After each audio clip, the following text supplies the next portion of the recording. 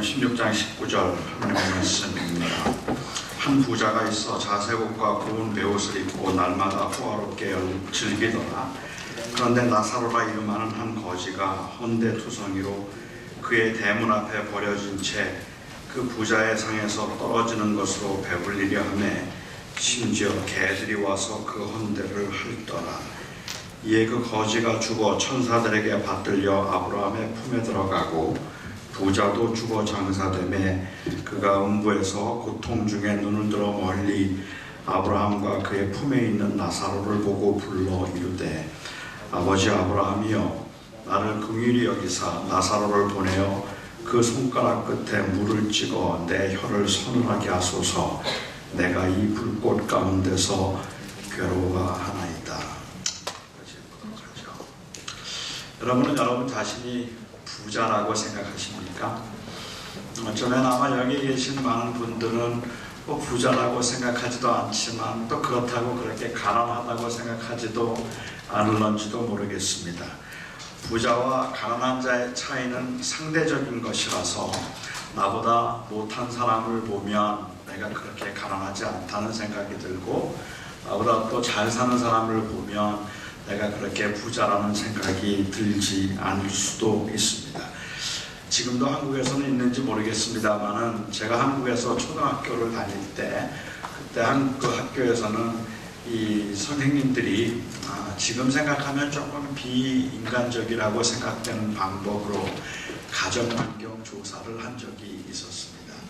그래서 학생들의 그 가정환경을 알아야 지도를 잘 할 수 있다고 생각했기 때문에 가정환경을 알기 위해서 가정환경 조사서라는 것을 학생들에게 나누어주고 그리고 그것을 써오도록 했는데 그 당시에는 우리 학생들도 뭐 그런 일에 별로 관심이 없었고 부모님도 사는 게 너무 힘들어서 학교에서 뭐 해오라는 걸 제대로 해본 적이 별로 없는 것 같아요.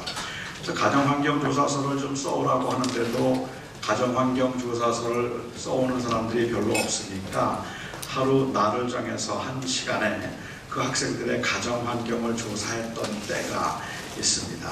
학생들에게 한 60여 명 되는 학생들을 모아놓고 그날 가정환경 조사를 하는데 지금 생각하면 그 방법이 좀 비인간적인 것 같았다는 거죠.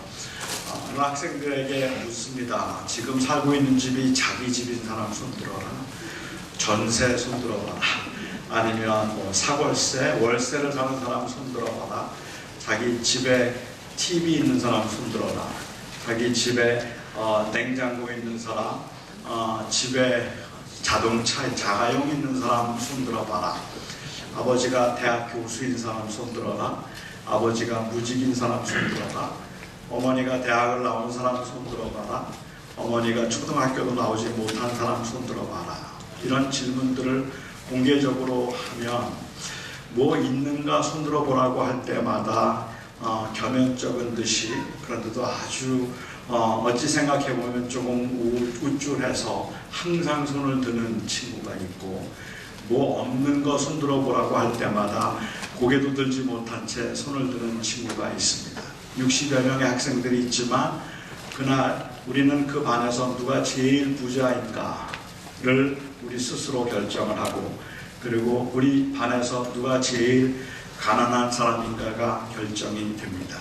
그렇게 제일 부자 한 사람이 나오고 제일 가난한 사람이 한 사람 나오면 중간에 있는 나머지는 전부 다 중산층입니다. 그래서 왜냐하면 절대적으로 한 부자 앞에 다른 사람들은 부자라는 말을 하지 못하기 때문에 그런 것 같아요. 부자가 천국에 들어가는 것이 얼마나 어려운지 낙타가 바늘기로 들어가는 것보다 더 어렵다는 말씀을 들어도 그 말씀이 우리에게 그렇게 크게 마음에 걸리지 않는 이유는 이 말씀을 문자적으로 해석해서는 안 된다는 선제된 지식 때문이기도 하겠지만 그건 못지않게 사람들은 자기가 천국에 못 들어갈 만큼 부자는 아니라고 생각하기 때문에 그렇습니다. 천국에 못 들어갈 만큼의 부자는 아마도 좀 특별한 부자들일 텐데 그런데 우리가 그렇게 부자는 아니라고 생각하기 때문에 부자가 천국에 못 들어간다고 해도 여기 계신 분 중엔 아무도 걸리는 분들이 없다는 말이죠. 우리가 생각하는 부자는 아마 이런 사람일 것 같아요. 구두는 주로 이 마놀로 블라닉 부츠를 즐겨 신는 사람입니다. 양복은 알렉산더 아모스 양복을 입고 시계는 피아체 엠퍼라도 템플을 차고 다니는 사람이 부자입니다. 가방은 에르메스 가방 정도는 들어야 부자라는 말을 들을 수 있을 겁니다. 휴대폰은 벌튜 휴대폰 케이스에 넣고 다니고, 그리고 그래도 차는 부가티 베이론 정도는 타야 부자라는 말을 들을 수 있을 겁니다.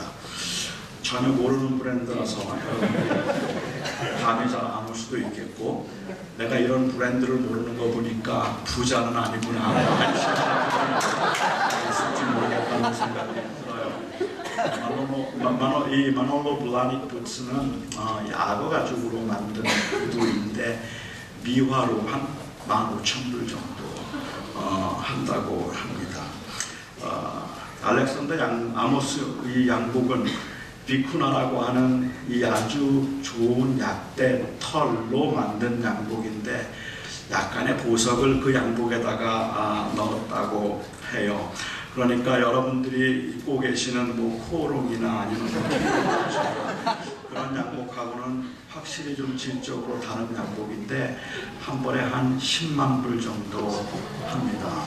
도대체 어떤 양복이길래 그 양복의 그 질감이 어떻길래 양복 한 벌에 10만 불이나 할까 궁금한 분들이 혹시 있을 것 같아서 제가 입고 왔어요. 그러니까 여러분들이 나중에 끝나고 한번 만져보시면 그 양복 질감을 좀 알 수 있지 않을까라고 생각은 해요. 시계는 그래도 이 피아체 엠퍼라도 템플 정도는 돼야 되겠죠. 한 300만 불 정도 한다고 합니다. 여러분들이 이 아이폰을 넣고 다니는 휴대폰 케이스나 아니면 뭐 갤럭시 폰을 넣고 다니는 그 휴대폰 케이스를 보면 그냥 드는 느낌은 굉장히 튼튼해 보인다. 뭐 이런 생각이 들기도 하고, 어떤 것들은 꽤 앙증맞기도 하고 뭐 귀엽게 생기기도 했지만, 그렇지만 그걸 고급이라고 말할 수는 없을 것 같아요. 그래도 휴대폰 케이스는 이 노키아에서 나온 이 벌튜 휴대폰 케이스가 진짜로 고급스럽습니다. 특히 코브라 시그니처 브랜드는 그냥 봐도 와 굉장히 고급스럽다고 생각이 될 만큼 좋은 휴대폰 케이스입니다. 이 케이스 하나가 30만 불입니다. 그 주변을 보석으로 했기 때문에 30만 불은 줘야 살 수 있다고 해요. 한국에서는 이 루비통 가방을 들고 다니면 명품을 들고 다니는 것 같아서 루비통을 들고 다니는 분들은 어깨에 힘이 들어가고, 또 그게 없는 분들은 또 괜히 우울해하는 그런 경우도 있는 것 같아요. 명품이라고 일반적으로 사람들은 생각을 하고 있는데 뭐 튼튼한 가방이에요. 그렇긴 하지만 루비통이 한 $2,000 정도 하는 것 같아요. 여러분 가지고 계신 짝퉁 말고 진짜가 2,000불 정도 하는 그러한 가방인 것 같아요. 그 가방이 그래도 고급 가방이라고 해서 제가 한번 아르헨티나에 집회를 갔는데요. 아르헨티나에서 재밌는 현상을 보았습니다. 아르헨티나는 치안이 아주 안 좋습니다. 그래서 이 사람이 이렇게 가방을 들고 다니면 누가 와서 가방을 쳐가기도 하고, 그리고 이제 오토바이 그 뻑치기들이 많아요. 그렇기 때문에 길 갈 때 굉장히 조심을 많이 해야 되는데, 그 교회에 다니는 분들이, 거기에 나오는 그 교회에 나오시는 분들이 루비통 가방을 들고 계시더라고요. 그 루비통 가방을 들고 계시는데 이 교회 밖을 나갈 때는 검은 비닐봉지에 넣어서 가지고 나가시더라고요. 이거 혹시 이 명품인 거 알게 되면 그거 훔쳐갈까봐 비닐봉지에 넣어서, 그래서 그냥 이 시장 마켓에서 가방인 것처럼 그렇게 들고 가시다가 교회에 와서 풀어놓고 교회에서 그 가방을 들고 다니시는 걸 제가 보았는데, 뭐 좋은 가방이니까 그렇죠. 그래도 뭐 한 2,000불 정도 하는 것 같아요. 그래도 가방 중에 좋은 가방은 에르메스 가방이 좋은 가방일 겁니다. 특별히 브라운 버킨, 이 브라운 컬러는 고급스러워 보이는데 가장 싼 게 한 35,000불 정도 하는 것 같아요. 그런데 이 에르메스는 시간이 지날수록 값이 올라가기 때문에 아무나 돈이 있다고 살 수 있는 것도 또 아닌 그러한 아주 고급스러운 그러한 가방입니다. 글쎄요, 차는 어떨까요? BMW, 벤츠 괜찮아요. 타고 다닐만 해요.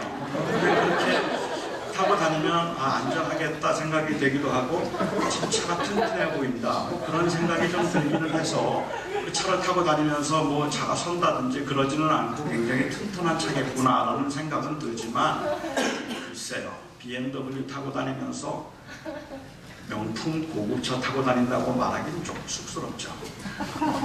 그래도 명품 좋은 차라고 말하면 부가티 베이론 정도는, 램보기니에서 나온 베이론 정도는 타야 참 좋은 차라는 이야기를 들을 수 있을 겁니다.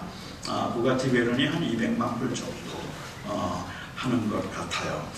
글쎄요, 그래도 몸에 이 정도는 걸치고 다녀야 천국에 들어갈 수 있을까 없을까 고민하는 그러한 부자일 거라고 생각을 하죠. 하지만 이런 경우는 어떨까요?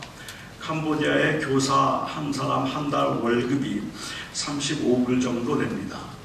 그리고 노동자들이 80불 정도 되니까 1년 수입이 한 1000불 정도 되는 것 같아요.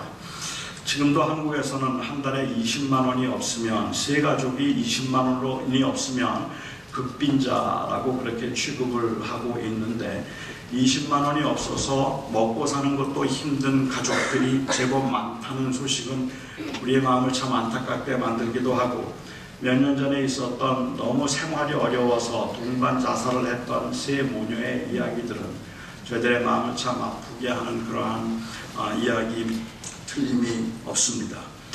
그런데 주님께서는 부자와 가난한 자에 관한 말씀을 하셨습니다.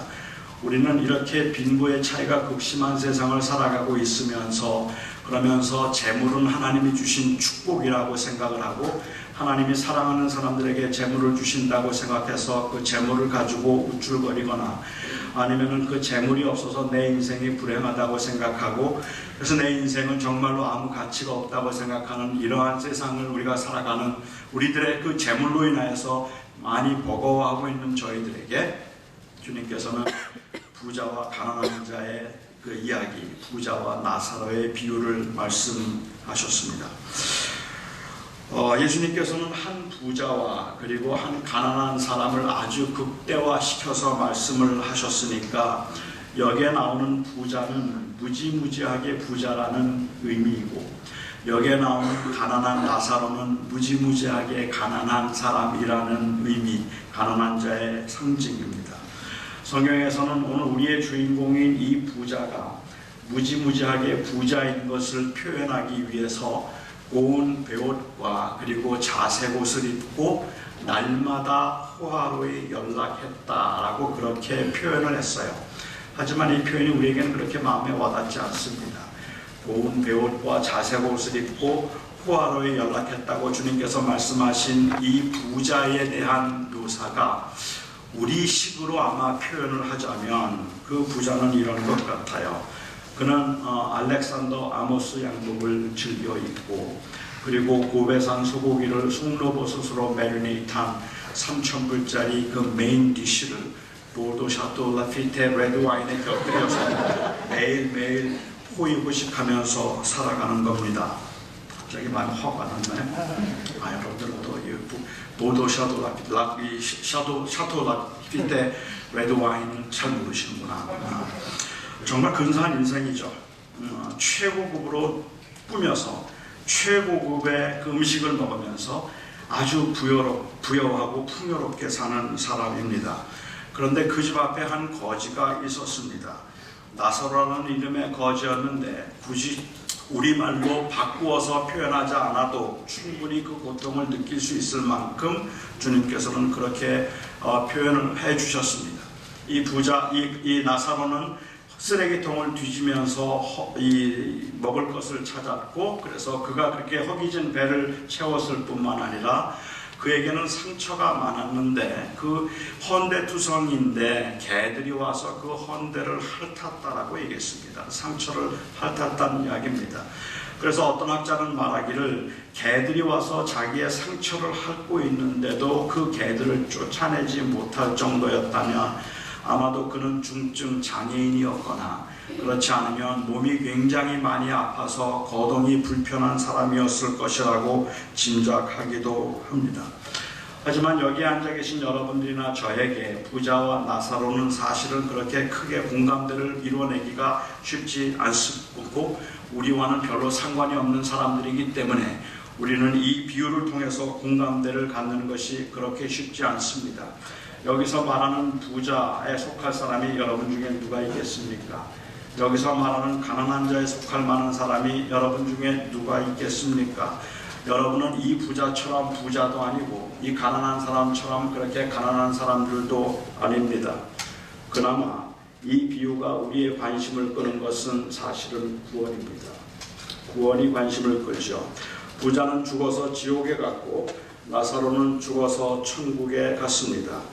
우리는 이 비유를 통해서 주님께서 말씀하시려고 하는 의도가 무엇일까 하는 것을 알아보려고 하기보다는 오히려 왜 나사로는 천국에 갔을까, 그리고 왜 부자는 지옥에 갔을까 하는 그 원인을 찾아보려고 애를 씁니다.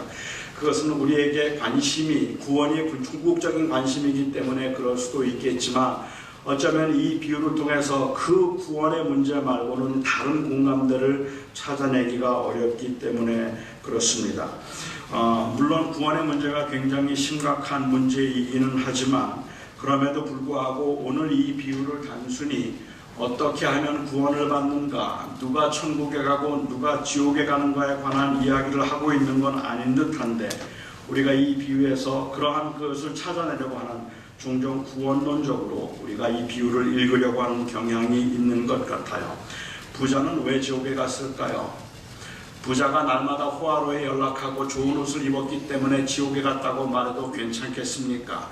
만일 부자가 정말로 좋은 옷을 입고 좋은 음식을 먹었기 때문에 지옥에 갔다고 말한다면 우리는 그 지옥이라는 현실 앞에서 어떻게 살아야 하는지 진지하게 고민해야 됩니다. 이만큼 먹어도 되는지, 이런 옷을 입고 다녀도 되는지 우리는 고민하지 않을 수 없는 문제일 것 같아요. 아니, 무엇을 먹었기 때문에 지옥에 갔다고 말하기보다 아마도 이 사람이 부자가 지옥에 간 이유가 그렇다면 혹시 그 앞에, 집 앞에 거지가 있는데도 불구하고 그를 돌보지 않고 그에게 먹을 것을 주지 않았던 사회 정의를 실천하지 않았기 때문에 그가 지옥에 갔다고 말해도 괜찮겠습니까? 그렇다면 구원의 조건은 가난이 됩니다. 나사로는 가난했기 때문에 지옥에 갔고 부자는 부자이면서도 가난한 사람과 나눠주지 않았기 때문에 지옥에 가게 된 것이라면 그렇다면 결국은 그 가난이 천국에 가게 되는 이유가 될 수 있거나 혹은 다른 사람들과 나누지 않고 선을 행하지 않는 것이 구원을 받지 못한 이유가 될 수도 있을 겁니다. 하지만 우리가 아는 것처럼 그것은 성경 전체의 가르침과 맞지 않는 것 같아요.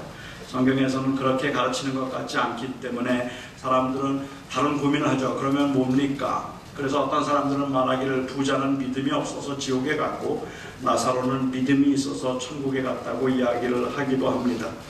부자에게는 이름이 없었지만 이 거지에게는 나사로라는 이름이 있었는데 여기에 이 나사로라고 하는 이 이름은 엘리에셀이라고 하는 히브리어를 헬라식으로 표기한 것이에요. 그런데 엘리에셀이라는 그 헬라 이 말의 의미, 이 히브리 말의 의미는 하나님의 도우심입니다. 하나님이 도우신다. 그래서 나사로는 하나님의 도우심을 구하고 그리고 하나님의 도움을 의지하고 살았지만 부자는 하나님을 의지하지 않았기 때문에 그가 지옥에 간 것이다. 그래서 성경 전체 이 가르침과 조금 일관되게 하려면 부자가 지옥에 간 이유는 믿지 않았기 때문이고 그리고 나사로가 천국에 간 이유는 믿었기 때문이라고 그렇게 주장하기도 합니다. 하지만 그것은 제가 볼 땐 좀 억지스러워 보이기도 하고 부당하다는 생각이 들기도 해요. 왜냐하면 부자가 아브라함을 부를 때 부자는 아브라함을 지속적으로 아버지라고 부릅니다. 아버지 아브라함이요, 아버지 아브라함이요. 만일 부자가 이 아브라함을 아버지라고 부를 수 있었다면 주님이 말씀하신 이 비유의 의도 가운데 부자는 택한 백성입니다. 유대인이죠. 그래서 그는 하나님을 섬겼던 사람이고 또한 이 율법을 알았던 사람이라서 나중에 부자가 이 아브라함에게 요청하기를 나사로를 보내어서 자기의 형제들에게 지옥이 있다는 사실을 알게 해달라고 이야기했을 때 주님께서는 말씀하시기를 그들에게는 율법과 선지자가 있기 때문에 이 나사로를 보낼 필요가 없다고 말씀을 하셨죠. 그러니까는 예수님 이 부자의 형제들, 부자와 마찬가지로 율법과 가까웠던 사람들이고 그리고 다분히 종교적인 사람들이었다고 보는 것이 맞을 것 같아요. 그뿐만 아니라 나사로라는 이름이 있었다 할지라도 성경에서는 나사로에게 믿음이 있었다고 말하지는 않습니다. 그러니까는 나사로가 믿음이 있어서 천국에 갔고 부자는 믿음이 없어서 지옥에 갔다고 보는 것은 그리 마땅해 보이지가 않는다는 말이죠. 또한 부자는 부자라서 지옥에 갔고 그리고 또한 가난한 사람은 가난한 사람에서 천국에 간 것이라든지 아니면 부자는 믿음이 없어서 지옥에 갔고 나사로는 믿음이 있어서 천국에 간 것이라면 주님께서 그렇게 비유를 말씀해 주시면 좋을 텐데 왜 부자를 그렇게 극대화시키고 가난한 사람을 극대화시켜서 대조시켰는지 그게 이해가 잘 되지 않습니다. 왜 이렇게 부자와 가난한 자를 극대화시켜서 대조하셨을까요? 저는 이 비유는 어떻게 하면 구원을 받을 수 있는가에 관한 비유가 아니라고 생각합니다. 그러니까 이 비유를 보면서 부자가 왜 지옥에 갔을까를 묻는 것은 그렇게 적당한 질문이 아니라는 거죠. 그리고 또한 나사로가 왜 천국에 갔을까를 묻는 질문도 그렇게 적당한 질문은 아닌 것 같다는 생각이 듭니다. 구원은 믿음으로 받는 것이라고 저는 분명히 믿고 사람의 행위로 받는 것이 아니라고 생각하지만 적어도 이 비유는 그러한 구원론에 관한 비유가 아니라는 말씀입니다. 이 비유는 어떻게 하면 구원을 받을 수 있는가에 관한 이야기를 하고 있는 것이 아닙니다. 오히려 이 비유는 제자도에 관한 비유를 말씀하고 계시는 것입니다. 그러니까 제자는 어떤 사람들이고 어떻게 살아야 되는가 하는 것에 관한 이야기를 하고 계시다는 말이죠. 이 말씀을 이해하기 위해서는 사실은 이 비유를 누가복음 16장 전체 문맥에서 한번 살펴볼 필요가 있습니다. 예수님께서는 누가복음 16장을 시작한데 예수님께서는 불의한 청지기에 관한 비유를 말씀하셨습니다. 한 청지기가 있었는데 굉장히 못된 사람이에요. 그는 불의한 사람이에요. 불의했기 때문에 게을렀고 태만했고 주인의 것을 제대로 다루지를 않았기 때문에 주인에게 나중에 그의 이 불의함이 걸렸어요. 그게 걸리고 난 다음에 자기가 이제 곧 해고될 것이라는 걸 알았어요. 내가 곧 파이어 될 텐데 그리고 걱정을 하기 시작하죠. 이제 내가 곧 해고될 텐데 땅을 파자니 힘이 없고 빌어먹자니 창피하고 어떡하면 좋지? 이제 내가 파이어 되고 나면 어떡하면 좋지? 그 고민을 했어요. 그렇게 고민을 하다가 그가 하나 아이디어가 떠올랐어요. 그래서 그는 그 주인에게 빚졌던 사람들을 불러들이기 시작했습니다. 기름 100말 빚졌다는 사람에게 기름 100말 빚은 사람 빨리 80이라고 고치세요. 밀 100석 빚진 사람을 불러서 그를 빨리 50이라고 고치세요. 서류를 조작해 주기 시작했습니다. 이건 악한 일입니다. 그렇죠? 그런데 지금 이 부자가 이 청지기가 하고 있는 일은 횡령이 아닙니다. 100을 80으로 고쳐서 20을 자기가 먹고 100을 50으로 고쳐서 50을 자기가 먹어서 재산을 축적해 놓는 게 아니라는 말입니다. 그가 지금 하고 있는 일은 엄밀히 착한 일을 하고 있는 거예요. 선을 행하고 있는 겁니다. 그 가난한 사람에게 100 빚진 사람에게 180이라고 고치세요. 그리고 100 빚진 사람에게 빨리 50이라고 고치세요. 그래서 그들의 빚을 탕감해 주고 있는데 그렇게 했던 이유가 뭘까요? 그가 그렇게 했던 이유는 내가 만일 해고되고 난 다음에 먹고 살 것이 어려울 때 내가 그들에게 베풀어준 착한 일 때문에 혹시 그들이 나를 선대해서 나에게 잘해줄지도 모른다는 생각을 하고 그 일을 행했다는 말입니다. 착한 일처럼 보이지만 우리가 모두 아는 것처럼 이건 명백하게 불의한 일입니다. 그래서 주님께서는 그를 불의한 재판관인, 불의한 청직이라고 계속해서 말씀을 하고 계시는 거죠. 어떻게 자기 것도 아닌 남의 것 가지고 착한 일을 할 수가 있어요? 자기 것도 아닌데 어떻게 그것 가지고 선심을 베풀어서 나중에 자기가 그들에게 대접받을 것을 생각하고서 행할 수 있느냐는 말이에요. 이건 악한 일이에요. 이렇게 하면 안 돼요. 그런데 문제가 되는 건 이 비유가 우리에게 혼란스러운 이유는 뭔가 하면 주님께서 이 청지기를 칭찬하셨다는 거예요.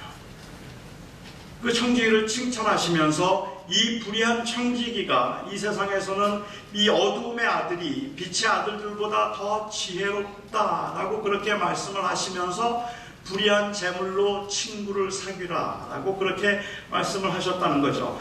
그러니까는 불의한 재물로 친구를 사귀라는 말씀은 어떻게 벌든지 악을 행하든 횡령을 하든 거짓을 행하든 돈 많이 벌어서 가난한 사람 도와주면 되는 것 같다는 식으로 이해하게 만들 수 있는 성경 구절이기 때문에 이 말씀이 굉장히 혼란스럽고, 불의한 재판관임에도 칭찬하셨다는 것 때문에 굉장히 어려운 그러한 비유가 되어버렸다는 거죠. 하지만 제가 이야기해 주님께서 이 불의한 청지기를 칭찬하신 것은 그가 한 일이 옳다고 칭찬하고 계시는 것이 아니라 오히려 이 불의하고 못된 자가 한 행위를 칭찬하시는 것처럼 그렇게 말씀하심으로 빛에 속한 자들이 아무것도 하지 않고 있다는 사실을 오히려 그것을 드러내기 위한 일종의 문학적인 기법이라는 말입니다. 그러니까 실제로 칭찬한 게 아니라 여기 못된 사람이 있지, 이 못된 사람이 얼마나 못됐니? 그런데 그 못된 사람이 그 못된 일을 하면서도 자기의 미래를 걱정하고 있었어. 그래서 그 미래를 걱정하면서 내가 이제 나중에 어떻게 하면 좋을까라고 생각하고 미래를 준비했지. 그런데 너희는 뭐니?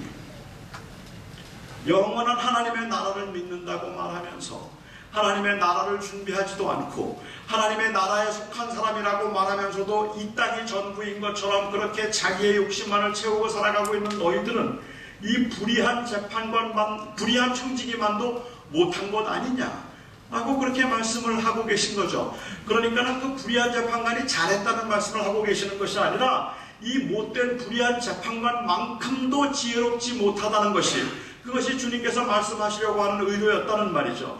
그러니까 불의한 재물로 친구를 사귀라는 말씀은 단순히 그냥 재물이 불의한 것인데 그걸로 재물은 원래가 불의한 것이지만 착한 일에 쓰면 된다는 말씀을 하고 계시는 것도 아니고, 여기서 불의한이라는 것을 NIV 성경에서 번역하는 것처럼 그냥 worldly, 이 땅에 사는 동안에만 필요한 것들이라는 말로 그렇게 미화시켜서 해석할 필요도 저는 없다고 생각해요.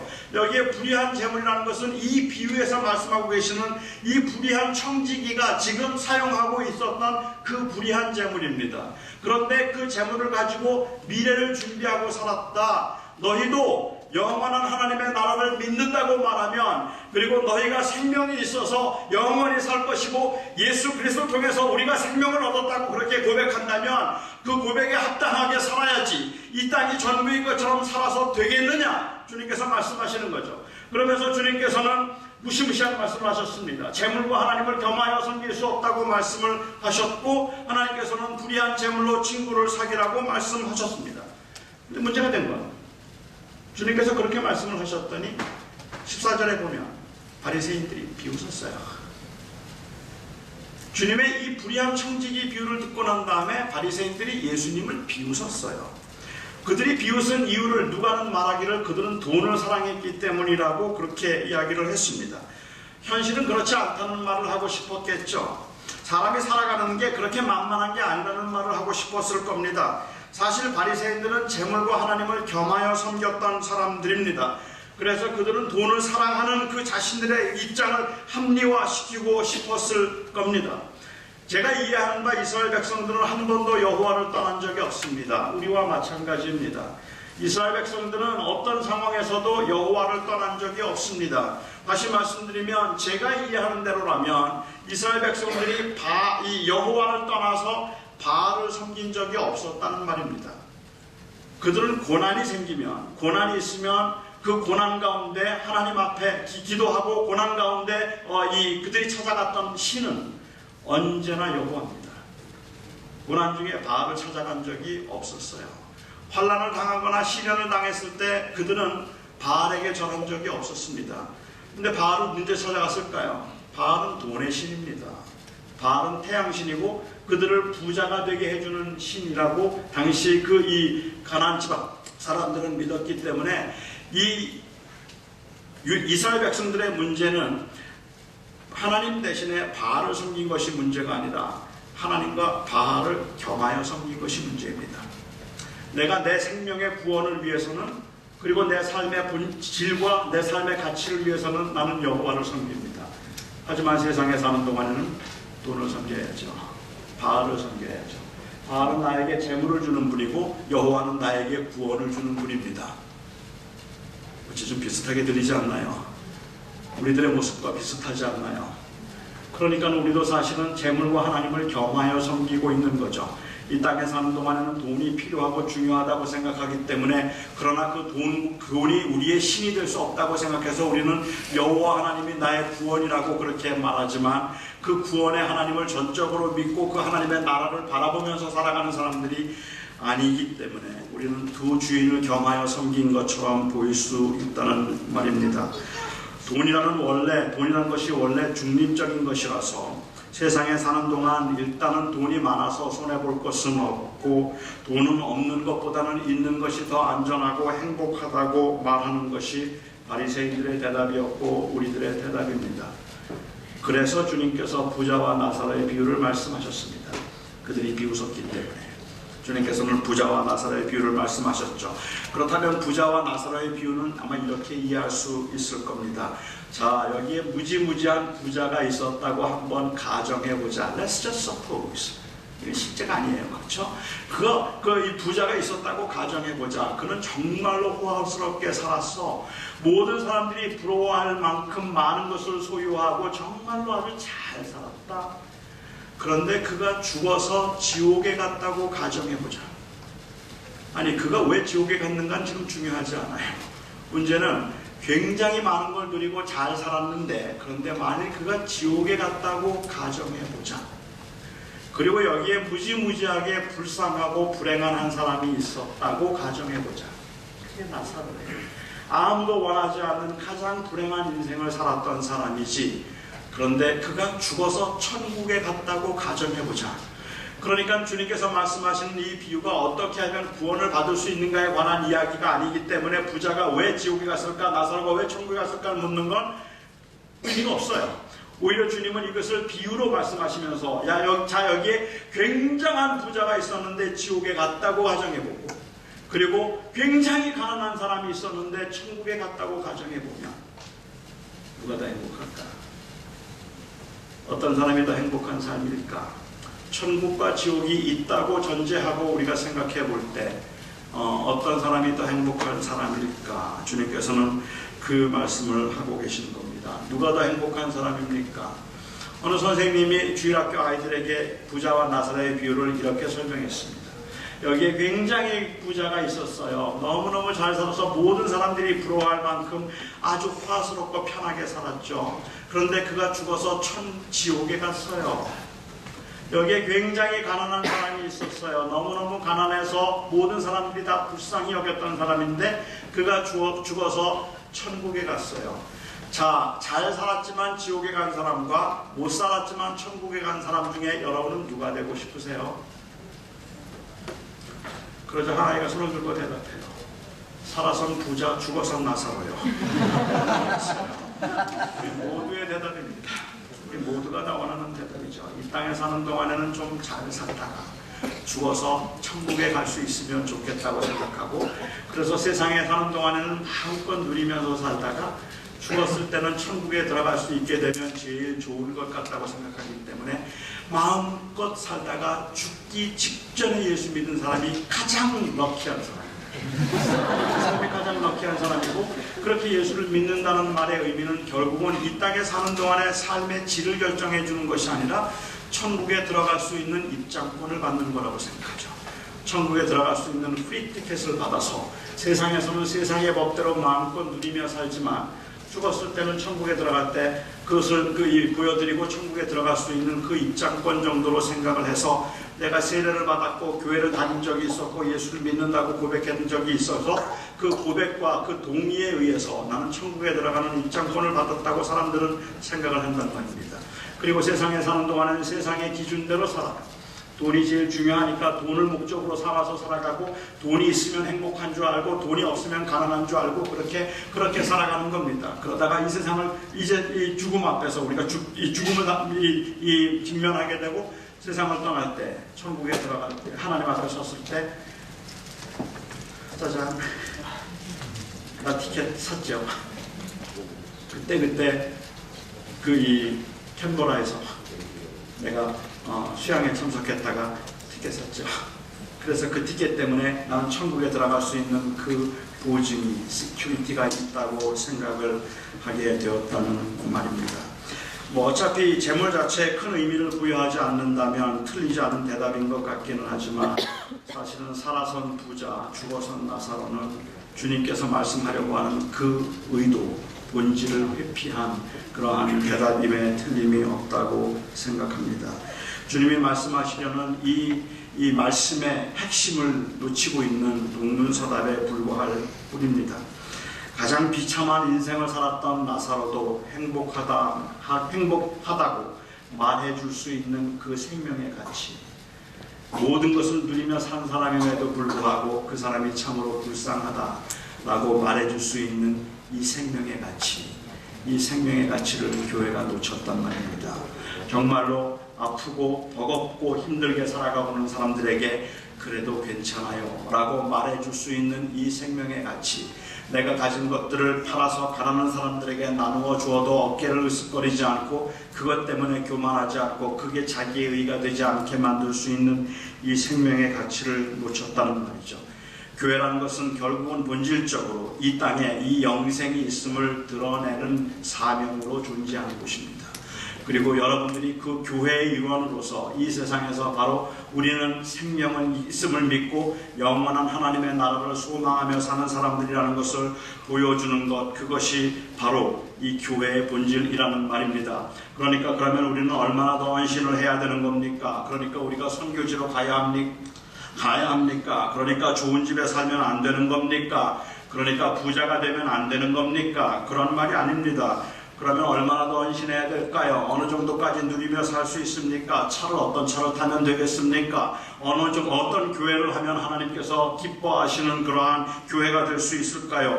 교회에서 목회를 하면서 정말 헌신된 제자라는 말을 들으려면 몇 명 정도의 교인들의 목회를 해야 되는 걸까요? 이 모든 질문들에서 우리는 물론 조금 더 실제적이고 그리고 조금 더 구체적인 제안들이 필요할 겁니다. 적어도 물질주의가 팽배해서 재물로 뒤덮인 것 같은 이 세상에서 그리스도인들이 빛을 발하려면 상당히 파격적인 희생과 헌신이 요구될 것입니다. 내가 정말로 이렇게 누려도 되는지, 이렇게 많은 교인들과 함께 있으면서 내가 이렇게 편안하게 살아도 되는 것인지, 내가 정말로 그냥 무조건 교인들이 늘어난다고 건강하고 성공한 목회라고 부를 수 있는 건지, 내가 과연 지금 누리고 있는 것들이 제자의 삶에 마땅한 것인지 물어야 할 겁니다. 많이 고민해야 합니다. 진지하게 고민해야 됩니다. 파격적인 헌신이 필요할지도 모릅니다. 그런데요, 그 이전에 물어야 할 질문이 있어요. 이 모든 질문들을 가능하게 만들 수 있는 그 질문, 우리가 그 전에 물어야 되는 질문이 있다면, 여러분 영생의 가치를 아십니까? 여러분은 이 은혜를 아십니까? 나로 하여금 아무것도 없음에도 불구하고 괜찮다고 말해줄 수 있는 이 영생의 가치를 아십니까?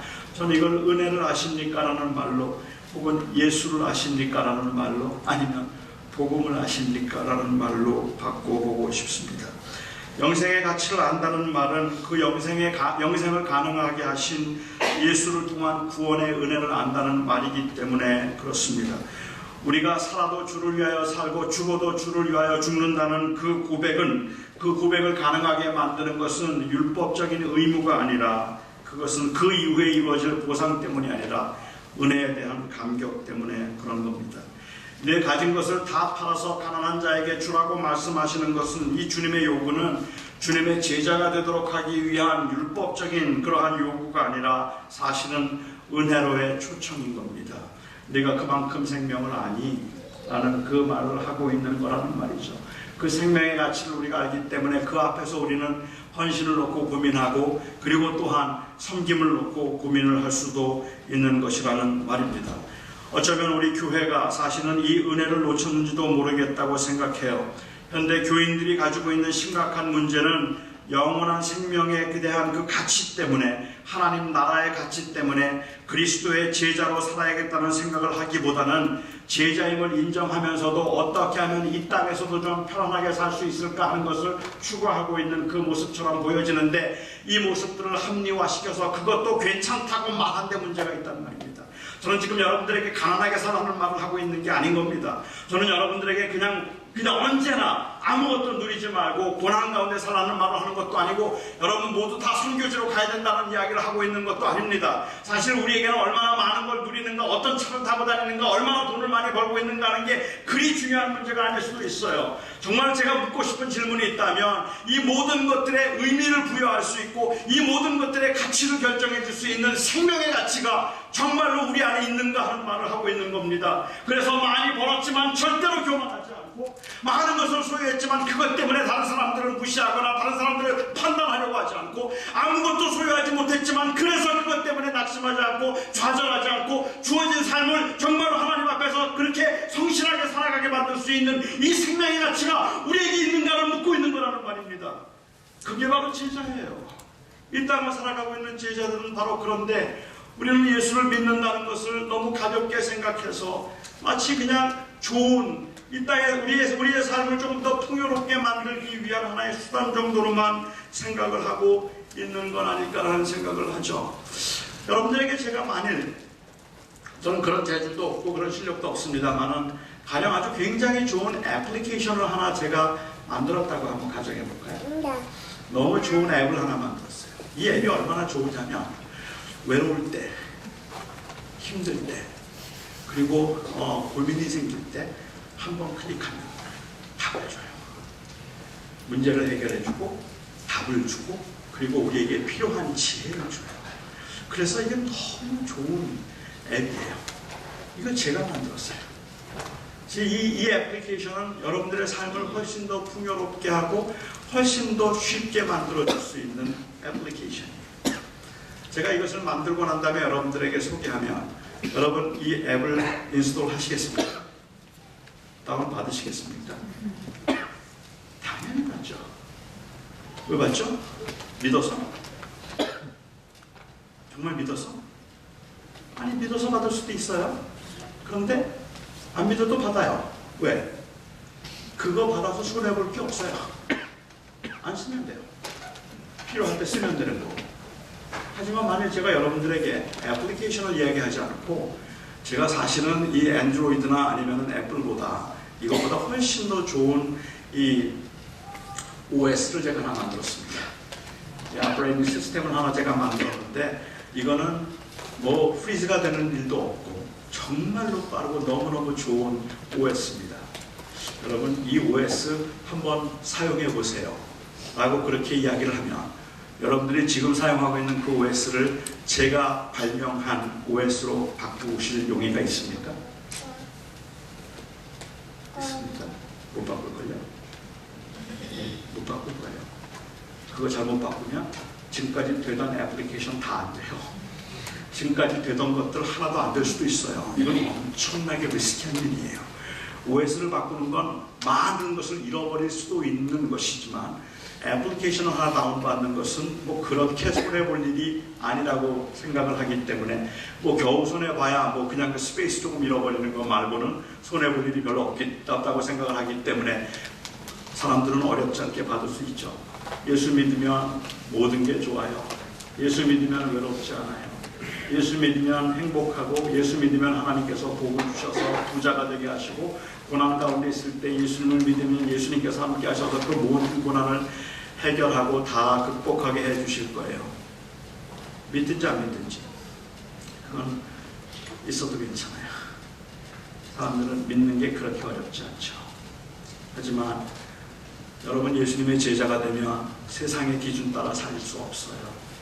예수님을 믿고 예수님을 따라가면 이제부터는 돈이 우리의 주인이 아니라 하나님이 우리의 주인인데, 우리는 두 주인을 섬길 수가 없어서 그리스도만이 오직 우리의 주인이 되어야 해요. 믿으시겠습니까? 문제는 우리가 이 예수를 믿는다는 말을 좋은 애플리케이션 정도로 호도해서 사람들에게 전했다는 거예요. 그렇게 함으로 더 많은 사람들이 교회에 나올 수 있도록 편안하게 믿을 수 있도록 만들기는 했지만, 그렇지만 주님께서 말씀하고 계시는 진정한 제자도의 문제에 있어서는 심각한 변질을 가져왔다는 것이 문제라는 말입니다. 예수님께서는 부자와 나사로의 비유를 통해서 예수를 믿는다는 것이 어떤 가치가 있는 것에 관한 이야기를 하고 있다고 보는 것이 더 맞겠다는 생각이 듭니다.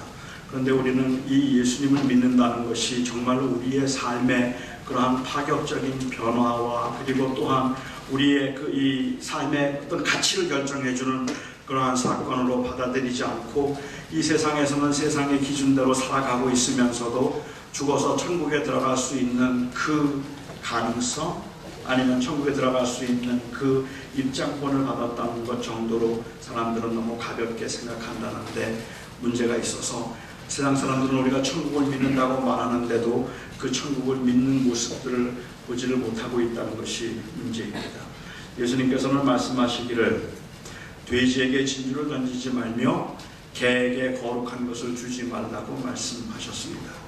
돼지에게 진주를 주지 말고 개에게 거룩한 것을 주지 말라는 말씀을 읽으면서 교회들은 이 말씀을 영적인 분별력에 관한 말씀으로 보았어요. 영적인 분별력에 관한 말씀으로 이해했기 때문에 전도를 할 때 누가 개인지 잘 봐야 돼요. 누가 돼지인지 잘 봐야 돼요. 그래서 혹시라도 복음을 거절하거나 예수님을 욕되게 할 사람이라면 그들에게는 전도하지 말고, 그리고 정말 예수님의 이름을 욕되게 할 사람들에게는 복음을 전하면 안 된다는 생각을 하게 되고, 돼지에게 진주를 던지지 말라는 말씀은 그래서 그런 돼지들을 잘 구별할 수 있어야 된다는 그러한 오해로, 영적인 분별에 관한 말씀으로 오해하는 경우들이 있었다는 말입니다. 저는 제가 초등학교 5학년 때 교회라는 곳을 처음 나갔습니다. 초등학교 5학년 때 교회를 처음 나갔는데요, 교회가 너무 좋았어요. 너무 편안했고 그리고 너무 재미있었습니다. 그래서 저는 그 교회에 수요일도 나가고 금요일도 나가고 주일도 나가고 교회에서 노는 게 저에게는 즐거움이었습니다. 그렇게 교회를 열심히 제가 다니다가, 제 가족 중에 교회 다니는 사람이 아무도 없었음에도 저 혼자 그냥 찾아간 교회가 너무 좋아서 교회를 다니다가 초등학교 6학년 때 교회에서 쫓겨났습니다. 사모님께서 학교를 찾아오셔서 제 멱살을 잡으시고 다시는 교회 나오지 말라고 하셔서, 그래서 그날로 저는 교회에서 쫓겨났습니다. 사모님께서 그렇게, 지금 생각하면 조금 이해가 되긴 하지만, 사모님께서 그렇게 화가 나셨던 것은 제가 목사님의 아들을 때렸어요. 목사님 아들을 때렸는데 하도 얄밉게 울길래 그냥 학교 가는 길에 너 잘 걸렸다 그러고 딱 한 대 때렸어요. 딱 한 대 때렸는데, 그런데 이가 부러졌어요. 그러니까 학교 가던 아들이 이가 부러져서 피를 흘리면서 오니 사모님이 얼마나 놀라셨겠어요, 엄마가. 그래서 학교를 찾아오신 거예요. 그리고 저를 붙들고 어떻게 된 일인가 묻는데, 잘못했어요 라고 말을 하고, 그냥 그렇게 이 사과를 해도 화가 안 풀릴 텐데 걔가 얄밉게 굴어서 그랬다느니 뭐 전혀 뉘우치는 그러한 모습을 보이지 않으니까 이 사모님이 화가 나셔서 이제 교회 나오지 마 하고 저를 교회에서 쫓아내셨습니다. 저는 그때 알았어요. 제 몸에 소림사의 피가 흐른다. 그 한 대에 이가 부러질 정도면 이건 제 안에 엄청난 이 기가 있구나. 그 이후로 지금까지 저는 주먹을 안 써요. 잘못 맞으면 사람이 죽겠구나 하는 생각이 들어서 제가 지금까지도 주먹을 안 쓰는데, 그런데 저는 그때 이후로 모든 교인들은 위선자라고 생각했어요. 어떻게 원수를 사랑하라고 말해놓고 아들 때렸다고 교회로 못 나오게 하는 이런 일이 어디 있을까라는 생각이고, 그들이 믿는 건 다 가짜라고 생각을 했어요. 그래서 교회 다니는 사람들을 그렇게 못살게 굴기도 하고 핍박하기도 하고, 하여튼 누가 교회 얘기만 하면 제가 앞장서서 막 반대를 하고 그랬었고, 제가 즐겨하는 일은 주로 그냥 교회에 돌 던지는 일들, 아니면 교회 다니는 사람들을 못 가게 옆에서 자꾸 방해하는 일들, 이런 일들을 제가 했는데, 고등학교 1학년 때, 제가 고등학교 1학년 때 저희 동생이 처음 교회를 나갔어요. 교회를 나가더니 교회가 좋았나 봐요. 저를 찾아와서 저보고 자꾸 교회 가자 그래요.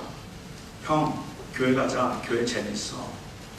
그러면 제 동생이 교회 가자 그러면 저는 방에 들어가서 어디서 얻어왔는지 제 동생이 항상 굉장히 아끼던 예수님 사진이 하나 있어요.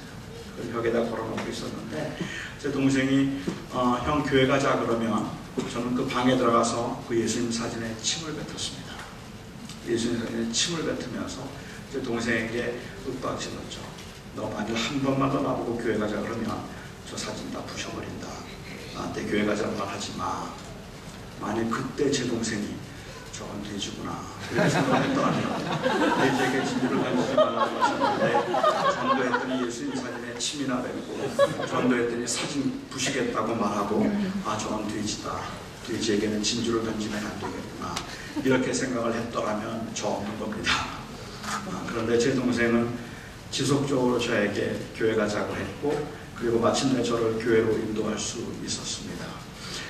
돼지에게 진주를 던지지 말라는 말씀은 이것은 누가 돼지인가를 구별하라는 말씀이 아니라 사실은 다른 사람은 그 가치를 모르죠.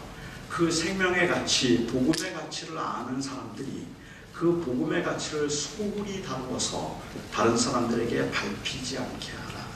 이 말씀을 하고 계시는 것이지 돼지를 잘 구별하라는 말씀을 하고 계시는 게 아니라는 말입니다. 그래서 그 비유는 제자도에 관한 비유이지 주님께서 하신 말씀은 영적 분별력에 관한 말씀이 아니라고 저는 생각해요. 예를 들면 이런 겁니다. 저는 탁구를 굉장히 좋아했습니다. 지금은 좀 불편해서 잘 못하지만 탁구를 굉장히 좋아하기도 하고 굉장히 잘하기도 했어요. 시합에 나가서 여러 번 트로피도 타오고 그리고 뭐 탁구에 빠져서 몇 시간씩 그렇게 탁구를 하면서 운동을 했던 적이 있었는데 제가 이렇게 탁구를 굉장히 좋아할 때 그 당시에 제가 정말 좋아하던 선수가 여러분들 중에 아마 잘 모르시는 분들이 많이 계실 텐데 윤항규라는 선수가 있습니다. 국가대표였던 윤항규 선수를 저는 굉장히 좋아했어요. 그 윤항규 선수가 어느 교회 다니는지 제가 찾아냈어요. 그리고 내년 2월 달에 그 교회에서 집회를 하기 때문에 제가 거기서 윤항규 선수에게 마켓을 박아낼 겁니다. 그런데 지금은 윤항규 선수 제가 전에 한번 보기는 했지만 잘 모르는데 그 당시에는 제가 윤항규 선수를 참 좋아했거든요.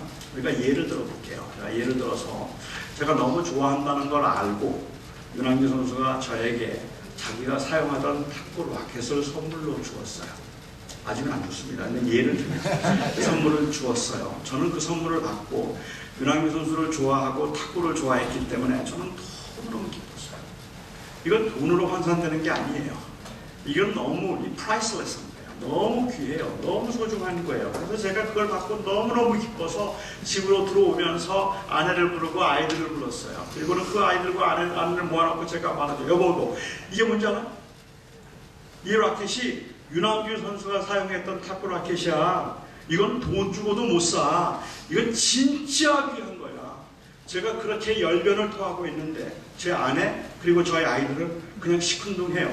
왜냐하면 탁구를 안 좋아해요. 윤항규가 누군지도 몰라요. 그러니까 그 가치를 알 리가 없죠. 그냥 시큰둥하고 있어요. 아니 이거 진짜 귀한 거라니까 이걸 몰라? 이건 윤항규 선수가 쓰던 건데 이거 그냥 돈 주고도 못 사는 걸 나한테 그냥 줬다고. 이거 너무 귀한 거야.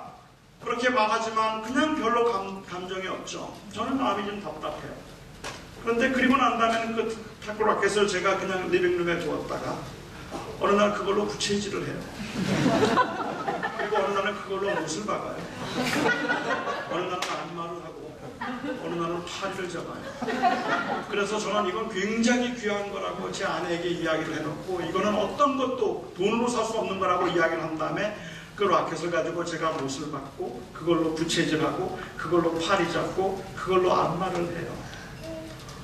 어느 날 제가 나갔다 들어왔더니 제 아내가 그 라켓 위에다 커피잔을 올려놨습니다.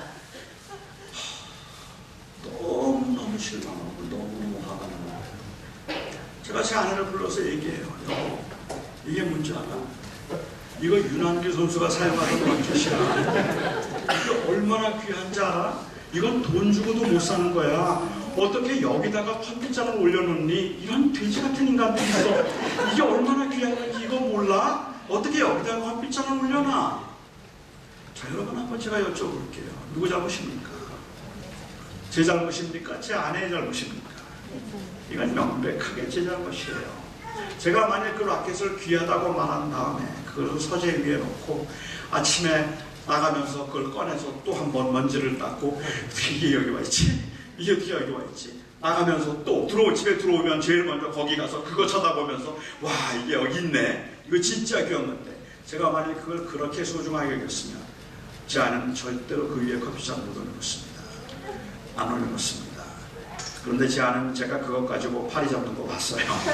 그거 가지고 못질하는 거 봤고 그거 가지고 망치질하는 거 봤고 그거 가지고 안마하는 거 봤어요. 그러니 그 위에 커피잔 올려놓죠. 주님께서 돼지에게 진주를 던지지 말라는 말씀은 제자들에게 다른 사람들은 그같이 모르지만 너는 그같이 아니까 그거 함부로 다루지 말아라. 그래서 다른 사람들이 그거를 밟지 못하게 하라 말씀하신 겁니다.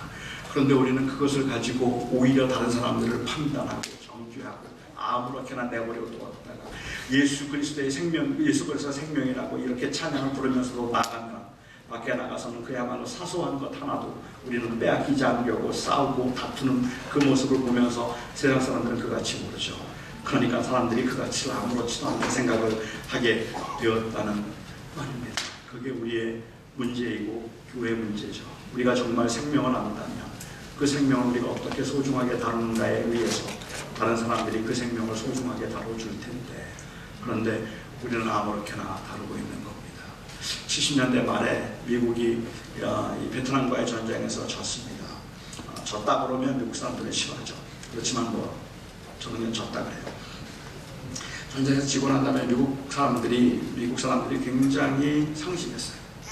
마음이 굉장히 많이 상했고 어쩌면 미국으로서 처음 경험하는 그러한 이 패배니까 굉장히 상했기 때문에 그 미국 사람들의 마음을 위로해주기 위해서 80년대 초반에 이 아메리칸 히로이즘이 상당히 아주 강하게 부상된 적이 있었습니다.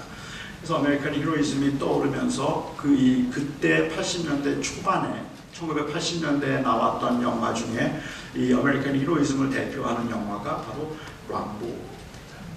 람보라고 하는 이 사람은 그래서 힘의 상징이죠. 미국은 베트남에 졌지만 람보 혼자 가서 다 때려부셔요. 그리고 람보 혼자 가서 그 포로들을 다 데리고 나올 만큼 람보는 영웅입니다. 그것을 통해서 어쩌면 이 미국 사람들을 위로하기 위해서인데 그래서 이 람보는 그 당시에 힘의 상징이에요. 영웅이기도 하고 힘의 상징이라서 람보에 관한 람보 시리즈가 그 유머 시리즈가 좀 있었어요. 여러분들은 기억하는 분은 아마 계실지 모르겠는데 벌써 30년 넘은 이야기니까 썰렁한 이야기인데 그래도 웃으셔야 돼요. 한 번은 람보가 친구하고 짜장면을 먹으러 갔어요. 짜장면을 먹으러 갔는데 마지막 단무지를 놓고 두 사람의 젓가락이 동시에 닿았어요. 서로 먹으려고 하는데 힘으로 하면 친구가 안 두죠. 그래서 친구가 꾀를 내서 람보에게 제안을 합니다. 람보야, 우리 이러지 말고 힘겨루기에서 힘센 사람이 이거 먹게 하자. 그래, 어떻게 힘겨루기를 할까? 친구가 말해요.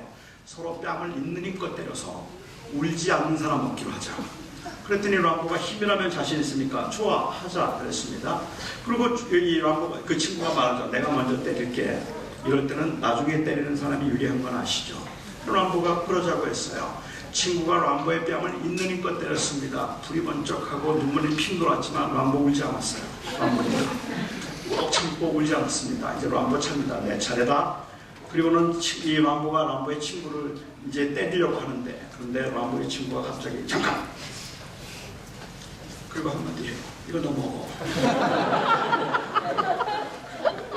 그리고 큰 소리로 말합니다. 아저씨 여기 단무지 한 접시 더 주세요. 말이 안 되죠. 진짜 썰렁하죠. 그런데 오늘날 교인들의 모습이 그 모습이에요.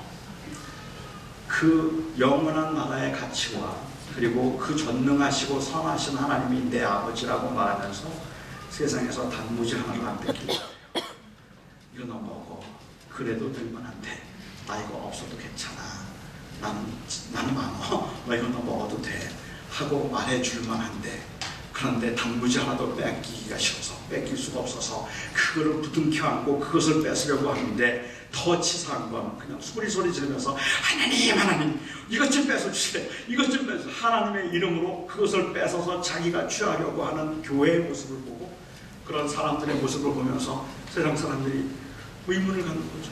도대체 만유의 주님이 자기의 아버지라고 말하는 저 사람들은 도대체 그 아버지는 뭐 하는 아버지길래 단무지 하나도 안 줄까? 우리는 그 하나님을 믿는다고 말하면서 생명의 가치를 세상에서 전혀 드러내지 못하고 있는 그러한 모습으로 살아가고 있다는 말입니다. 단무지 때문에 싸우고 있는 우리의 모습. 예수님께서는 한 번은 가이사랴 빌립보 지방을 지나가시는 중에 제자들에게 물으셨습니다. Who do people say that I am? 사람들이 나 누구라고 하느냐? 그때 제자들이 대답을 해요. 예수님 대박 났어요. 어떤 사람은 예수님 보고 세례 요한이라고 하고, 어떤 사람은 예레미야라고 하고, 어떤 사람은 선지자라고 해요. 주님, 정말 사람들이 다 주님 칭찬해요. 그런 컴플리멘터리한 그 코멘트에 주님이 만족하실 수가 없었어요. 그래서 주님께서는 제자들에게 물으시죠. Then who do you say that I am? 사람들은 나보고 그렇게 말하는데 너희들은 나를 누구라고 하느냐? 그러자 베드로가 대답을 합니다. 주는 그리스도시요 살아계신 하나님의 아들이십니다. 유명한 대답이죠. 그 대답을 하고 주님께서 베드로를 칭찬하십니다. 마음에 들어하셨어요. 제 생각에는 베드로가 처음 듣는 칭찬인 것 같아요. 바요나 시몬아 내가 복이 있다. 이런 너희에게 하신 것이 성령께서 하신 것이고 육체가 하는 것이 아니다. 그런 말씀하시면서 내 위에, 즉 내 고백 위에 교회를 세우겠다라고 그렇게 말씀하셨어요. 내 고백 위에 교회를 세우겠다고 주님께서 그렇게 말씀을 하시고, 그리고 비로소 베드로의 그 고백 때문에 주는 그리스도시요 살아계신 하나님의 아들이십니다라는 그 고백을 들으시고 교회를 세우겠다고 말씀하신 후에 비로소 주님께서 예루살렘에 들어가셔서 고난을 받고 죽임을 당할 것과 사흘 만에 살아나실 것에 관해서 처음 말씀하셨어요. 그때부터 말씀하기 시작하셨어요. 내가 예루살렘에 들어가면 고난을 받게 될 것이고 죽임을 당하게 될 것이고 사흘 만에 다시 살아날 것이다 라고 그렇게 말씀하셨습니다. 베드로는 깜짝 놀랐어요. 너무 충격을 받았어요. 이게 무슨 말이에요? What did I say? I said you are the Christ, Son of the living God. 살아계신 하나님의 아들이고 그리고 그리스도라고 그렇게 고백했잖아요. 그렇게 고백을 했는데 주님께서 고난을 당할 것이고 죽을 것이고 그리고 또한 그 대제사장들에게 환난과 핍박을 받을 것이라는 말씀을 하시니 살아날 것이라는 말씀은 그들은 그 당시는 믿지도 않았겠지만 다시 죽을 거라고 이야기를 하고 고난을 당할 거라고 말씀하니까 베드로가 너무 충격을 받았죠. 너무 놀랬잖아요. 그래서 개역개정에는 붙들고 항변하여 가로되 라고 얘기를 했는데 사실 좀 더 정확하게 이 번역을 하자면 He set him aside and rebuked him. 주님을 옆으로 불러내어서 주님을 책망한 거예요. 주님을 책망한 거죠. 새 번역에는 그것을 주님께 대들었다라고 그렇게 번역을 했더라고요. 근데 주님을 책망했어요. 제가 좀 각색을 해보자면 이런 거예요. 주는 그리스도시여 살아계신 하나님의 아들이십니다 하는 베드로의 고백을 주님이 너무 기뻐하시면서 베드로야 너 정말 복이 있다. 이제 네 고백 위에 교회가 세워질 거야 라고 그렇게 말씀을 하시고 난 다음에 그 다음에 주님께서 이제 내가 고난을 당할 것이고 제사장과 서기관들에게 고난을 당하고 죽음을 당할 거야. 놀랬던 베드로가 주님을 부르는 거예요. 주님 잠깐만 이쪽으로 와보세요. 잠깐만 이쪽으로. 그리고 옆으로 불러냈어요. 그리고 주님한테 막 야단을 치는 거예요. 내가 뭐라 그랬어요, 주님? 조금 아까 내가 뭐라 그랬죠? 하나님의 아들이라고 내가 그랬죠. 하나님의 아들이라고 그렇게 고백을 했으면 하나님의 아들인데 자꾸만 뭐 죽는다, 고난당한다 이런 이야기 하시면 그러면 되겠어요? 우리도 주님 따라다니면서 힘들어요. 우리도 사실은 너무너무 피곤하고 지금 예루살렘에 들어가서 고난당할 거 생각하면 우리도 지금 아찔해요. 우리도 힘들지만 그렇지만 우리가 주님 믿고 지금 주님 한 분 믿고 이렇게 고난 가운데도 주님을 따라가고 있는데 지도자라는 분이 자꾸만 죽을 걸, 고생할 걸, 이 고난당 이렇게 말씀하시면 어디가 맥 빠져서 따라다니겠습니까? 주님 좀 힘을 내세요. I said you are the Son of God. 하나님의 아들이라고 했잖아요. 하나님의 아들이라고 우리는 믿고 있는데 그런데 왜 자꾸 죽는다 그러고 왜 자꾸 고난당한다 그러세요? 아마 그렇게 얘기했을 거예요. 그렇죠? 그러면 베드로는 뭘 기대했을까? 제 생각엔 그렇게 얘기하면 베드로가 참 칭찬받고 들떠있던 베드로. 아마도 주님께서 그렇게 베드로가 막 그렇게 야단치듯이 얘기할 때 베드로야 나 없다. 그렇지 않아도 내가 자꾸만 요즘에 마음이 심란해서 차에만 이거 그만 나갈 텐데 이렇게 될 수 있을까? 자꾸 이렇게 마음이 약해져서 그렇지 않아도 좀 힘들었는데 내가 이렇게 말해주니까 내가 그래도 용기가 좀 난다. 맞아. 내가 하나님의 아들이잖아. 내가 하나님의 아들인데 뭐가 걱정이야? 그래, 맞아, 내 말이 맞아. 우리 멋지게 한번 해낼 거야. 하나님의 나라를 세울 수 있을 거야. 그치? 파이팅! 고마워. 미안해. 내가 이렇게 말해서 이거 아마 기대했을지 모르겠어. 그런데 주님께서 뜻밖의 말씀하셨어요. 사탄아, 내가 하나님의 일을 생각하지 않고 사람의 일을 생각한다. 그를 사탄이라고 보셨어요. 왜 그를 사탄이라고 보셨습니까? 왜 주님께서 그를 사탄이라고 말씀하시고 하나님의 일을 생각하지 않고 사람의 일을 생각하는 사람이라고 이야기했을까? 적어도 그 마태복음에서 보면, 마태복음에서 예수님이 하나님의 아들인 것을 처음으로 인정하는 것은 마귀예요. 사탄이에요. 주님은 그것을 말씀하고 계시는 거죠. 예수님께서 광야에서 시험을 받으실 때, 그때 사탄이 마귀가 찾아오죠. 그리고 마귀가 예수님을 시험합니다. 하나님의 아들이거든 이 돌을 명하여 떡덩이 되게 하여 먹으라. If you are the son of God, if you are the son of God. 바울이 했던, 베드로가 했던 그 고백. If you are the son of God, then make the stone bread and eat. 이 돌을 떡덩이가 되게 하여 먹으라. 그리고 주님께서는 사람이 떡으로 살 것이, 이 떡으로 살 것이 아니라 하나님의 입으로 나오는 말씀으로 살 것이라고 그 유혹을 물리치셨어요. 제가 이해가 안 되는 건 이게 왜 유혹이죠? 이게 왜 시험입니까? 주님이 하나님의 아들이신데 돌을 떡으로 만들어 먹으면 안 되나요? 그게 왜 유혹이죠? 주님이 40일 금식하기로 하셨는데 38일째 되는 날 마귀가 찾아와서 하나님의 아들이거든 이 돌을 떡덩이 되게 먹으라라고 말했으면 그건 명백하게 유혹이에요. 아직 이틀 더 금식하셔야 되니까. 금식 중이었다면. 그런데 마귀가 찾아온 것은 금식 후예요. 금식 다 끝났어요. 마귀가 유혹하고 마귀가 시험하고 마귀 떠나자마자 천사가 오죠. 그리고 천사가 수종 들었더라 라고 했는데, 수종 들었다는 말은 먹을 걸 드렸다는 말이에요. 그때 먹을 거 안 드렸으면 41일 금식하게 돼요. 바로 드셨어요, 주님은. 마귀 떠나자마자. 그런데 이게 왜 시험이죠? 금식 끝났잖아요. 금식 끝났으면 그냥 돌을 떡으로 만들어 드셔도 되는 거 아닌가요? 하나님의 아들인데 하나님의 아들이심을 증명하시면 되잖아요. 어떤 사람들은 말하기를 그건 마귀가 한 유혹이기 때문이라 그래요. 마귀가 유혹했기 때문에 마귀의 말을 들으면 마귀의 부하가 되기 때문에, 그래서 마귀의 말을 들을 수가 없어서 예수님께서는 그를 거절하고 이 돌을 떡으로 만들어 드지 않으셨다라고 얘기를 하는데, 뭐 어느 정도 일리가 있다고 생각은 되기는 하지만 제가 생각할 때 그냥 저 개인적으로는 그 논리가 조금 유치해요. 마귀의 말을 들으면 마귀의 부하가 되는 건가요? 돌을 떡으로 만들어 먹으면 마귀가 시킨 대로 한 것이 되어서 마귀의 부하가 되는 건가요? 옛날에 제가 어릴 적에는 그렇게 놀았었어요. 제가 초등학생 때 그냥 이렇게 가면 친구가 그러죠. 뭐 묻었네? 어디 나한테 전했으니까 이제부터 내 부하야. 내가 언제 자기한테 전했어요? 그냥 뭐 묻었냐 해서 이렇게 고개를 숙였더니 이제부터 너 내 부하라는 거예요. 그러면 그 당시에 저희는 너무 억울해요. 억울해서는 그냥 그 친구를 내내 쫓아다니면서 틈만 나면 뭐 묻었네? 절대로 안 보죠, 절대. 그걸 보면 내가 부하가 되는 것 같아서 쫓아다니면서 그러는데 끝까지 위로 쳐다보고 끝까지 안 보고 있는 그 모습. 지금 주님과 이 마귀가 지금 그 논리를 하고 있는 거예요. 마귀가 찾아와서 예수님한테 유혹을 해요. 하나님의 아들이면 이 돌을 떡으로 만들어 먹어봐. 예수님은 하나님의 아들이시잖아요. 그럼 하고 만들어 먹었어요. 그랬더니 마귀가 내가 시킨 대로 했으니까 하고 그래 하시면서 또 당했다고 지금 그 논리인가요? 그래서 주님은 마귀의 말을 들으면 안 되는 거예요. 아니 오히려 그 반대잖아요. 예수님이 하나님의 아들이심을 증명할 수 있는 기회 아닙니까? If you are the son of God, then eat the stone bread and eat. 하나님의 아들이라면 돌을 떡으로 만들어 먹어라. 예수님은 하나님의 아들이에요. Sure. 돌을 떡으로 만들어 드셨어요. 마귀가 뭐라 그럴까요? 오, you must be the son of God. 네. 하나님의 아들임을 보여주실 수 있는 좋은 기회 아닌가요? 그런데 이게 왜 유혹이죠? 이게 왜 시험이죠?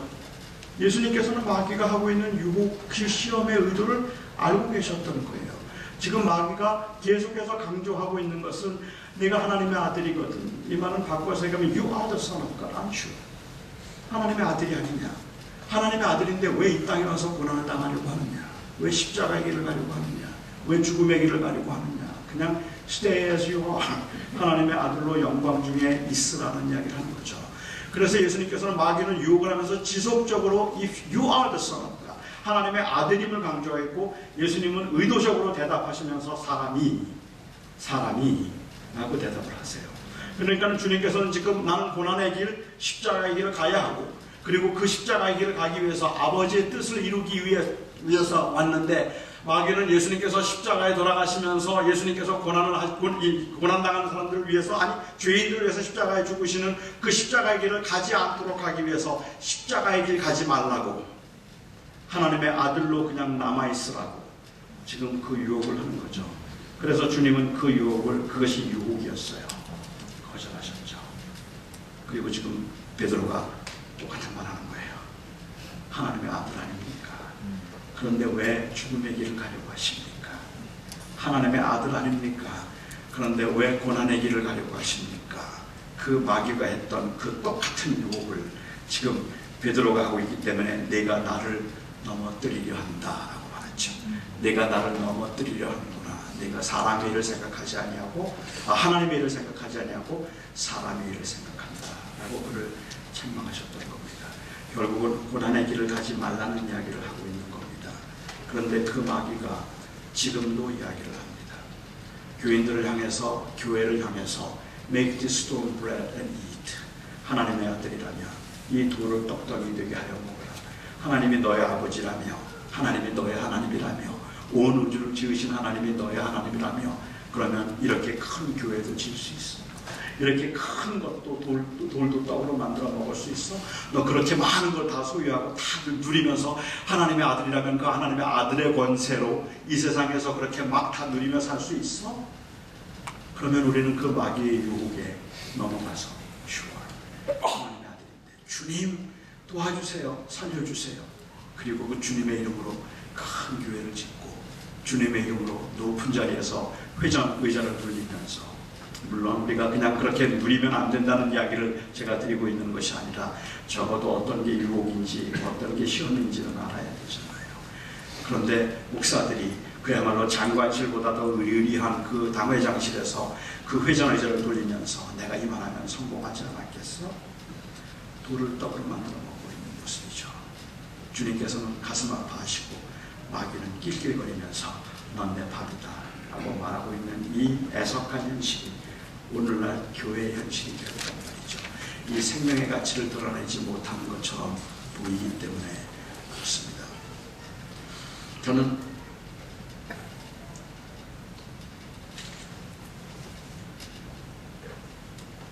자기 전에 다이어트콜 한 캔을 마셔야 잡니다. 지금까지도 30년 넘은 저의 습관인데 매일 밤에 저는 다이어트 콜라를 마셔요. 그리고 저는 옛날에 지금 끊었지만 자기 전에 꼭 새우깡을 한 봉지 먹어요. 새우깡과 다이어트콜의 조화. 아무리 피곤하고 힘들어도 이 콜라하고 그리고 이 새우깡을 먹으면 그 피로가 쫙 풀리는 거거든요. 근데 이 새우깡은요, 새우깡은 이 앞니로 먹는 겁니다. 저는 이 몇 개씩만 넣고 어금니로 먹는 분들을 보면 혐오해요. 그냥 2개 정도, 맥스로 한 2개 정도 앞니로 지그치 깨물고, 그리고 다이어트콜 한 잔 이렇게 딱 마시면 그러면 모든 피로가 사라져요. 정말 좋은 건데, 그래서 저는 다이어트콜하고 콜라를 마시는데 이 새우깡은요 낮에는 맛이 안 나요. 밤에만 제 맛이 나요. 그래서 저는 그 사역을 다 마치고 집에 들어가면은 10시, 11시 그렇게 되면 침대에 누워서 이제 TV를 보면서 새우깡을 먹고, 그리고 콜라를 마시면 피로가 풀려서 너무 좋아요. 제 아내는 너무 싫어요. 침대에서 막 잠들려고 그러는데 오두둑거리면서 제 아내는 저보고 자꾸 나가서 먹어요. 제발 그것 좀 먹지 말라고 이제 그렇게 얘기를 하는데, 여러분 그런 제 아내가 이해가 좀 되세요? 진짜 이해가 되세요? 한번 여러분이 상상해 보세요. 제가 고무줄 바지로 갈아입고 이 TV를 개그 프로그램을 보면서, 그러면서 침대에 앉아서 새우깡을 앞니로 먹고 그리고 콜라를 마시는 모습, 그냥 상상만 해도 너무 귀엽지 않아요? 어떻게 보면 좀 코알라 같기도 하고 너무 귀엽다고. 이게 미워할 수가 없잖아요. 생각해보면 제 아내는 왜 그렇게 싫어하는가. 아무튼 제가 그래서 자기 전에 항상 콜라를 한 캔을 마시고 자야 되기 때문에 이제 그 콜라가 지하실에 있어요. 콜라를 이제 지하실에 가지고 오기가 귀찮으니까 제가 콜라가 마시고 싶을 때는 제 딸에게 심부름을 시킵니다. 그 당시에 제 딸이 6살, 7살 때인데 제 딸에게 제가 심부름을 시키죠. 제 딸 이름이 영우예요. 영우야, 지하실 가서 콜라 하나만 갖고 올래? 제 딸은 제 기억에는 한 번도 내 아빠 그런 적이 없어요. 들은 척도 하지 않아요. 저도 상관하지 않아요. 저는 제 딸의 기질과 성품을 알아요. 그렇기 때문에 저는 상관하지 않습니다. 제가 제 딸에게 이야기해요. 영우야, 네가 그렇게 빠르다면서?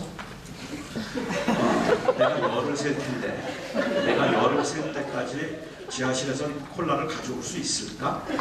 지금까지 내가 아는 사람 중에는 콜라를 가져온 사람은 아직은 한 명도 없는데 어쩌면 너라면 할 수 있을지 할 수 있을까 모르겠다. 제 딸은 상관하지 않습니다. 그냥 자기 하는 일 합니다. 저도 상관하지 않아요. 그냥 하나, 그러면 제 딸을 뛰어야 합니다. 이곳을 뛰어야 둘 하면 셋 하면 그렇죠? 제가 그리고 카운트를 할까요? 안 하죠. 올라오는 소리가 막 들립니다. 7, 8, 9이면 정확히 땀을 뻑뻑이면서 콜라를 제 앞에 내밀어요. 그럼 제가 제 딸에게 정말 빠르다. 나는 이 세상에서 너처럼 빠른 애는 본 적이 없는데 어떻게 열도 새기 전에 오지? 와, 정말 대단해. 박수를 그러면 제 딸은 그러면 이제 자기 앉아서 자기 할 일을 하죠. 하루에 2번은 통하는데 저는 그 딸에게 그렇게 칭찬하면서 제 마음속으로는 그러죠. 넌 내 밥이다. 가끔 그런 생각이 들어요. 제 딸이 속고 있다는 걸 알았을까? 알았을까요? 알았을 것 같아요. 제 딸은 알았어요. 아는데 어쩔 수가 없어요. 둘 그러면 뛰어야 되는 게 이렇게요. 그렇기 때문에 아는데도 속는 걸 알고 있으면서도 해야 되죠. 예수님께서 마태복음 16장에서 말씀하시기를 나를 따르려거든 자기를 부인하고 제 십자가를 지고 나를 따를 것입니다. 우리도 알아요. 그게 마귀의 유혹인 줄. 편하게 사는 게, 쉽게 사는 게 그게 마귀의 유혹인 줄 우리도 아는데, 그런데 극복이 잘 안 돼요. 우리 스스로도 그건 알겠는데도 불구하고 조금 더 편한 게 항상 좋아요. 남들보다 조금 더 쉽게 갈 수 있으면 더 좋겠다는 생각이 들기 때문에 그게 주님이 원하시는 건 뭘까? 그리고 마귀는 뭘 원할까를 생각하면 많은 경우에 우리도 답을 알 것 같은데, 그런데 사실 우리가 주님의 뜻은 무엇이죠? 라고 묻고 있는 우리 안에 있는 그 질문의 의도 속에는 사실은 합리화죠. 다른 길 없을까요? 내가 지금 이걸 누리면서도 하나님의 종이 될 수 있는, 제자로 살 수 있는 길이 없을까요? 그래서 그것을 조금 더 합리화시키고 주님이 무엇을 원하시는 것을 알지만 그럼에도 불구하고 그렇게 가는 그 길이 너무 힘들고 너무 버거워서 그 길을 좀 쉽게 갈 수 있는 방법은 없을까를 묻고 있는 것이 우리의 모습이죠. 그것이 얼마나 어려운 일인지 알기 때문에 주님께서는 나를 따르려면 you must deny yourself. 내 자신을 부인해야 되고 그리고 네 십자가를 내가 져야 한다 라고 얘기해서 우리가 제자로 살아가는 삶을 십자가를 지는 삶으로 말씀을 하셨다는 말입니다. 이렇게 버거운 것을 우리는 그냥 easy life로 바꾸어버렸어요. 아주 지지 않아도 되는 그런 것들로 우리는 만들어버려서 정말로 제자로서의 삶의 가치를 우리로 하여금 잃어버리게 만든 것이 오늘날 현재의 모습이라는 말입니다. 저는 이것이 자기를 부인하고 십자가를 지는 일이고 저 스스로도 사실은 굉장히 어려운 일이라서 수없이 실패한 일이기 때문에 여러분들에게 이런 말을 할 만한 자격도 없는 사람이지만, 그럼에도 불구하고 결국은 저는 주님께서 요구하시는 제자의 삶은 십자가를 지는 삶일 것이다. 자기를 부인하는 삶이라서 우리는 끊임없이 이렇게 이런 이 삶을 우리가 살려고 몸부림을 치고 애를 써야만 하는 거예요. 세상 사람들이 말하는 것처럼 그냥 좋은 직장에서 좋은 이 잡을 가지고 그냥 좋은 샐러리에서 마음껏 내가 누리게 되었다고 그것 자체를 그냥 마냥 기뻐할 게 아니라, 우리에게 주어진 그 좋은 여건 가운데서 이제 내가 제자로 살려면 어떻게 살아야 될까 라는 그 질문을 심각하게 할 수 있어야 될 것이고, 또한 그래서 남들은 다 잘 나가는데 나는 왜 이렇게 안 되지? 왜 나는 하는 데마다 안 되고 나는 왜 이렇게 힘들 걸까 싶을 만큼 버겁고 힘든 인생 가운데 살고 있는 사람이라 할지라도 우리가 절대로 낙심하지 않고 우리가 그 가운데서 다시 힘을 낼 수 있는 것은 바로 나사로도 그 불행했던 나사로도 불행하지 않다 말해주고, 그리고 그 행복했던 부자도 행복하다 말해주지 않을 수 있는 이 생명의 가치, 바로 그것 때문에 우리는 그렇게 살 수 있다는 말입니다. 이 자리에는 우리 청년들이 제법 많이 있어서 우리 청년들에게 제가 이야기를 하고 싶어요. 사실은 제가 청년 집회를 자주 다니는 편이긴 하지만 최근에 요즘에 청년들을 만나면 지금도 비슷한 마음이고 또 비슷한 말을 하고 싶기도 한데, 청년들을 만나면 저는 미안하다는 말을 합니다. 사실 우리 청년들에게 정말 미안합니다. 내가 한국교회를 대표하지도 않고 그리고 뭐 한국교회에 무슨 어른이 된 것도 아니지만 그냥 이 시대를 살았던 그 한 사람으로서, 목회자로서, 제자로서 저는 여러분들에게 그냥 미안하다는 말을 하고 싶어요. 정말로 미안해요. 제가 미안하게 생각하는 건 제 시대, 저의 윗세대는 그렇지 않았죠. 저의 그 처음 초기에 복음을 받아들였던 분들은 정말 고난 가운데도 복음을 진실하게 삶 속에서 적용하며 살았다면 그렇게 해서 얻게 되었던 그 성공과 성장을 제 시대는 누렸어요. 그냥 큰 교회를 누리고 그냥 부흥한다고 좋아만 하고, 그래서 그걸 성공이라는 이름으로, 축복이라는 이름으로 너무 많은 것을 누리면서 그 제자된 삶, 생명의 그 가치를 온전하게 사람들에게 보여주지 못했기 때문에 이제 여러분들이 이어가야 되는 이 교회 시대, 그 다음 여러분들의 교회는 아마도 여러분들은 저희보다 더 많이 보여줘야 돼요. 더 많은 희생을 보여주어야 하고, 파격적인 희생을 보이지 않는 사람들은 이제 다 욕하고 있어요. 그래서 교회를 욕하고 위선자라고 말하고 그 생명의 가치를 믿지 않고 있는 사람들에게 생명의 가치를 믿도록 하고 보여주도록 하기 위해서는 제법 많은 희생이 요구된다고 생각하고 고난이 요구될 것이라는 생각이 들어서 여러분들에게 미안해요. 하지만 그럼에도 불구하고 우리 청년들이 그럼에도 우리가 제자이니까 포기하지 않기를 바라요. 그냥 이런 교회 다 필요 없다고 교회를 떠나지 않았으면 좋겠고, 제자로 살아가는 그 삶을 그냥 포기하지 않았으면 좋겠고, 그러한 환경에서 정말 이런 상황이니까 내가 더 주님 앞에 헌신된 삶을 살아야 되겠구나라고 그렇게 결단할 수 있기를, 아니 그렇게 결단해 주기를 미안하지만 부탁하고 싶은 거죠. 사랑하는 청년 여러분, 특별히 이곳에 있는 청년 여러분, 그리고 캔버라에 살고 있는 주님의 제자들 여러분, 우리는 영원한 하나님의 나라를 소망하며 사는 사람들입니다. 우리에게는 그 생명이 있습니다. 그 생명을 믿는 사람들이기 때문에 이제 우리는 이 땅에서 그 생명을 드러내며 살아야 할 제자의 사명이 있는 겁니다. 하나님의 나라를 분명히 믿기 때문에, 분명히 믿기 때문에 내 인생이 나사로 같다 할지라도 그래도 나는 실패했다 말하지 않기를 바랍니다. 내 인생이 부자 같다 할지라도 부자가 성공했다고 말하지 않기를 바랍니다. 부자든 나사로든 제자로 주를 위해서 살아가며 그 나라를 바라보며 살아갈 수 있는 여러분 되기를